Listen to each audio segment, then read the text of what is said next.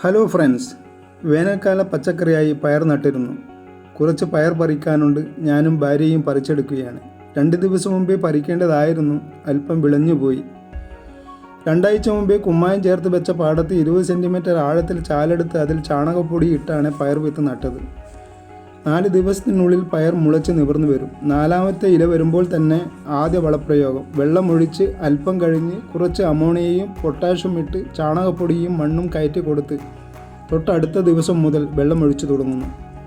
2 ആഴ്ചക്കുള്ളിൽ 2ാമത്തെ വളപ്രയോഗം. കുറച്ച് ഫാക്ടംബോസും പൊട്ടാഷ്യം ചേർത്ത് കൊടുത്ത് നേരത്തെ പറഞ്ഞതുപോലെ ചെയ്ത് വെള്ളമൊഴിച്ചു കൊടുക്കുന്നു. വെള്ളമൊലിച്ചിറങ്ങാതിരിക്കാൻ തടവും ഇട്ട് കൊടുക്കുന്നു. ആഴ്ചയിൽ 1 പ്രാവശ്യം മീനെണ്ണ കഷായം ഒഴിക്കും. ചെടി നിവർന്ന് വളരാനായി നൈലോൺ വല വീഡിയോയിൽ കാണുന്നത് പോലെ ഉറപ്പിച്ചിരിക്കുന്നു. പയറിന് കുനിയനുറുമ്പ് പരത്തുന്ന രോഗമാണ് പ്രധാന ശത്രു. ഇതിൻ്റെ പ്രതിവിധിയും മീനെണ്ണ കഷായം ഉണ്ടാക്കുന്നതും ശേഷമുള്ള വീഡിയോയിൽ കാണിക്കാം.